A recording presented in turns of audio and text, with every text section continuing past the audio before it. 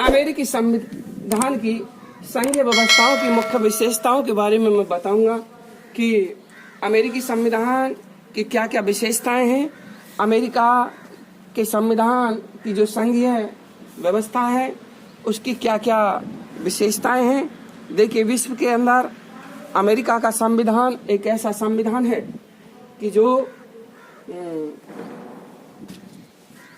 ऐसा है कि जो संघात्मक है, यानी कि संघात्मक भी है और एकात्मक भी है। तो देखिए, नंबर 1, अमेरिकी संविधान की विशेषताएं, अर्थात अमेरिका के संविधान के अंतर्गत क्या क्या अच्छाइयां हैं। तो नंबर 1, लिखित एवं कठोर संविधान। देखिए प्यारे बच्चों, अमेरिका का संविधान लिखित है और लिखित होने की वजह से अमेरिका का संविधान बहुत ही कठिन है। देखिए, जहां कठिन शब्द आ जाता है संविधान के अंदर, इसका मतलब यह है कि वो संविधान लिखित होता है, क्योंकि लिखित संविधान ही कठोर होता है। तो देखिए, यहाँ मेरा कहने का मतलब है कि अमेरिका का संविधान संघात्मक शासन है। संघात्मक शासन की सबसे बड़ी विशेषता यह होती है कि उस देश का संविधान लिखित होता है। देखिए, जहां संघात्मक शब्द आ जाता है तो इसका मतलब है कि संविधान लिखित होता है। उस देश का संविधान लिखित होता है और लिखित संविधानों में संयुक्त राज्य अमेरिका का संविधान सबसे अधिक प्राचीन है। अमेरिका के संविधान से भारत के संविधान के अंदर भी बहुत कुछ लिया गया है, अर्थात अमेरिका का संविधान एक लिखित संविधान है जिसके अंतर्गत 7 आर्टिकल हैं, 7 आर्टिकल। देखिए, मात्र कितने आर्टिकल हैं अमेरिका के संविधान के अंदर? 7 आर्टिकल हैं, मात्र ही 7 अनुच्छेद हैं। देखिए, समझने की कोशिश करिए, अमेरिका का संविधान लिखित तो है परंतु यह संक्षिप्त रूप से लिखा हुआ है, बहुत शॉर्ट में लिखा हुआ है, इसीलिए ये लिखा हुआ संविधान है। इसमें केवल 7 ही अनुच्छेद होते हैं जिनमें के संविधान का केवल मुख्य बातों की ही चर्चा की गई है। देखिए, 7 आर्टिकलों में मुख्य यानी कि संक्षिप्त रूप से चर्चा की गई है। देखिए, अमेरिका के संविधान और भारत के संविधान की यदि कंपेयर किया जाए तो वास्तव में भारत का संविधान बहुत विशालकाय है। इसके अंदर 395 अनुच्छेद होते हैं, अनुसूचियां होती हैं 3। तो उन अनुसूचियाओं के अंदर बहुत सारे सिस्टम होते हैं। तो मेरा कहने का मतलब है कि अमेरिका का संविधान एक ऐसा संविधान है, ये विशेषता है अमेरिका के संविधान की, बहुत शॉर्ट है और मात्र 7 आर्टिकल हैं। उन 7 आर्टिकलों पर बहुत ही संक्षिप्त थोड़ा ही कुछ उसमें लिखा हुआ है। तो देखिए, ये वहां की विशेषता है, बहुत बड़ा रूप नहीं है, बहुत शॉर्ट रूप है। नंबर 2, संविधान की सर्वोच्चता। नंबर 2, संविधान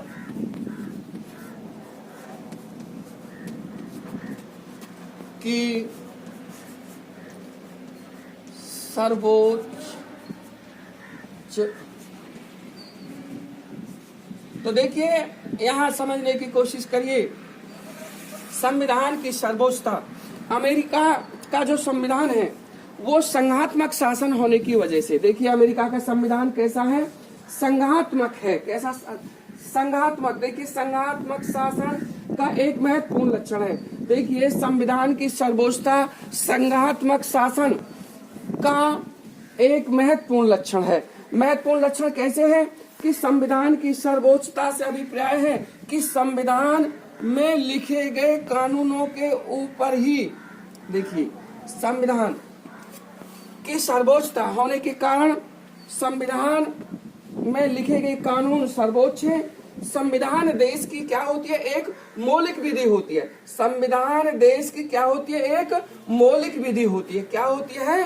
मौलिक विधि, यानी कि कानून का शासन, मौलिक विधि। मौलिक कानून का शासन, कानून का शासन। तो देखिए कहने का मेरा मतलब है कोई भी व्यक्ति, संस्था, सरकार संविधान का उल्लंघन नहीं कर सकती है। जो भी कार्य देश का होगा वो संविधान के अनुसार ही होगा, क्योंकि संविधान सर्वोच्च होता है। संविधान देश का क्या होता है? सर्वोच्च होता है। अमेरिकी संविधान की सर्वोच्चता संविधान की धारा 6 में वर्णित उल्लंघन नहीं कर सकता। देखिए अनुच्छेद 6 में ये वर्णन किया गया है कि जिसमें जो लिखा हुआ है वह संविधान और उसके अनुसार संयुक्त राज्य अमेरिका के बनाए गए सब कानूनों, संधियों जो अब तक की गई है, भविष्य में संयुक्त राज्य अमेरिका द्वारा की जाएगी, वो देश के सर्वोच्च कानून होंगे, देश की न्याय व्यवस्था होगी। इस प्रकार से जो न्यायाधीश होंगे वो भी जो है कानून के अनुसार ही, संविधान के अनुसार ही, संविधान के अनुरूप ही कार्य करेंगे। तो देखिए नंबर 3,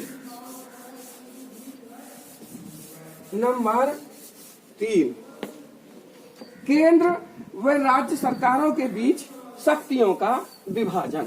देखिए प्यारे बच्चों ये बहुत ही अहम टॉपिक है। नंबर 3, केंद्र और राज्य सरकारों के बीच शक्ति का विभाजन। नंबर 3, केंद्र व राज्य सरकारों के बीच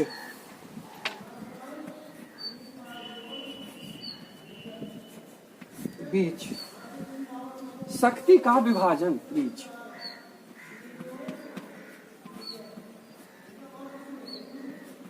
शक्ति का विभाजन। देखिए केंद्र व राज्य सरकारों के बीच शक्ति का विभाजन। देखिए प्यारे बच्चों यहाँ समझने की बात है, हमने भी भारत के केंद्र को मजबूत बनाने का कहां से, किस संविधान से लिया है? अमेरिका के संविधान से ही लिया है। कहने का मेरा मतलब है केंद्र व राज्य सरकारों के बीच शक्तियों का विभाजन।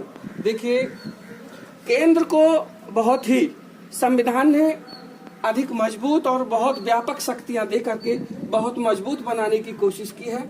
व्यापक अधिकार दे करके संविधान ने केंद्र को बहुत ही मजबूत बनाया है। लेकिन जो राज्य होते हैं, अमेरिका के अंदर राज्य हैं, उन केंद्र सरकार जो संविधान की शक्ति है वो केंद्र और राज्यों के बीच विभाजित है। किस प्रकार से विभाजित है? तो देखिए मेरा कहने का मतलब है संघ में सम्मिलित प्रत्येक राज्य अपनी पृथक सत्ता को बनाए रखने की इच्छा रखता है। देखिए जिस प्रकार से केंद्र को बहुत व्यापक शक्तियां दी हैं, ठीक उसी प्रकार से संविधान ने राज्य को भी, राज्य की शक्ति को रखाने के लिए संविधान ने राज्य सरकारों को भी बहुत ही व्यापक शक्तियां दी हैं, ताकि वो अपनी राज सत्ता को रखाने के लिए अपने राज्य के अंदर राज्य को प्रतिनिधि केंद्र को बहुत, लेकिन ये जरूर मानना पड़ेगा राज्य के अपेक्षा केंद्र को बहुत अधिक शक्तियां दी हैं, अधिक शक्तिशाली बनाया है केंद्र को, और भविष्य में किसी भी राज्य को केंद्र से अलग ना जाने की भी संविधान में हिदायत दी गई है।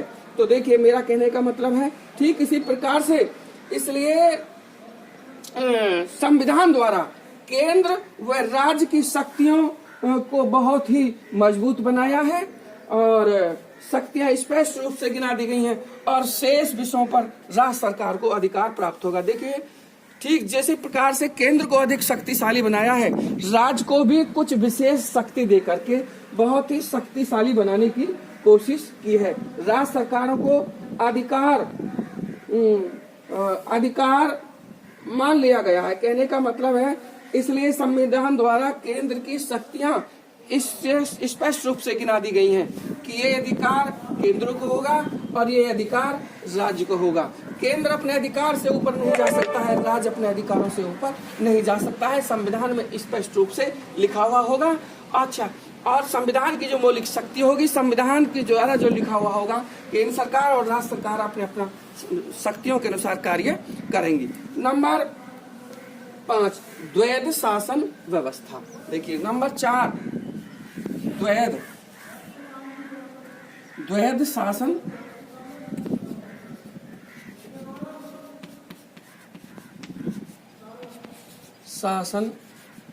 व्यवस्था। देखिए प्यारे बच्चों, यहाँ समझने की कोशिश करिए। द्वैध शासन का मतलब है अमेरिकी शासन व्यवस्था की एक और विशेषता तो यह है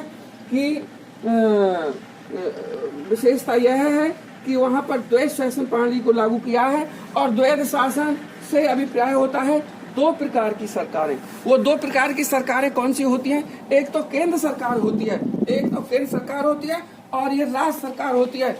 इसीलिए वहाँ पर द्वैध शासन व्यवस्था को स्वीकार किया गया है, यानी कि केंद्र सरकार व राज्य सरकार। देखिए संयुक्त राज्य अमेरिका में केंद्र तथा राज्यों के बीच पृथक पृथक शक्तियां होंगी। पृथक का मतलब है केंद्र सरकार की शक्ति अलग होगी, राज्य सरकार की शक्ति अलग होगी। अर्थात अपने अपने अनुसार केंद्र के अर्थात पूरे अमेरिका के संविधान के अतिरिक्त राज्य के अपने अपने पृथक अधिकार होंगे, केंद्र के अपने अपने अधिकार होंगे।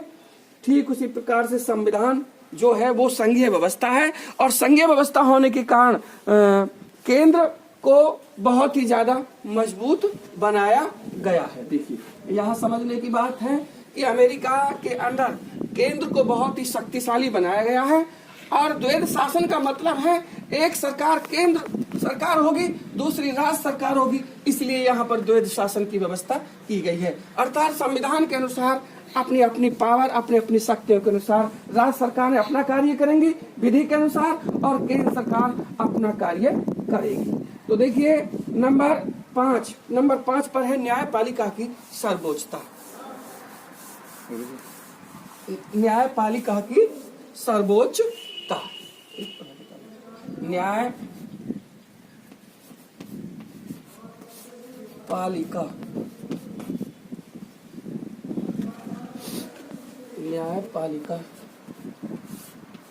की सर्वोच्च।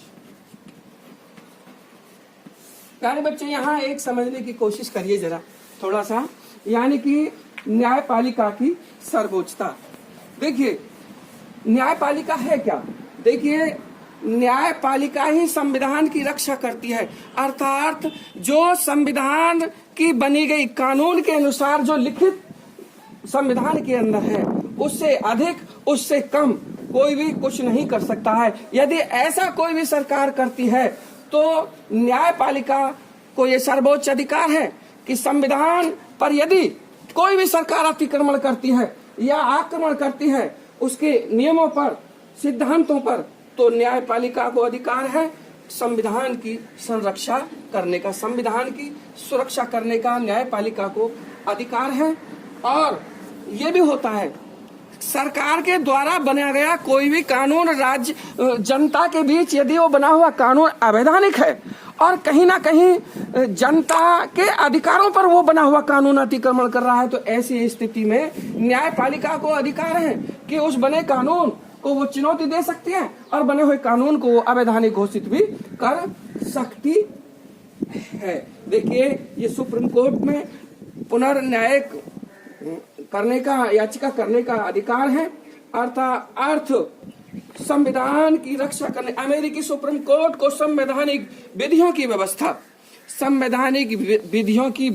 के बारे में सजेशन करने का भी अधिकार प्राप्त है। देखिए नंबर 5 था आपका, 5वां पॉइंट था। बस एक पॉइंट और बता रहा हूँ आपको, और आपके ये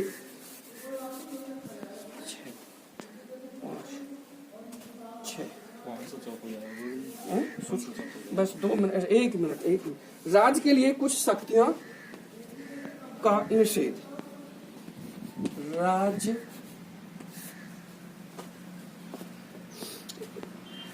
राज्यों के लिए कुछ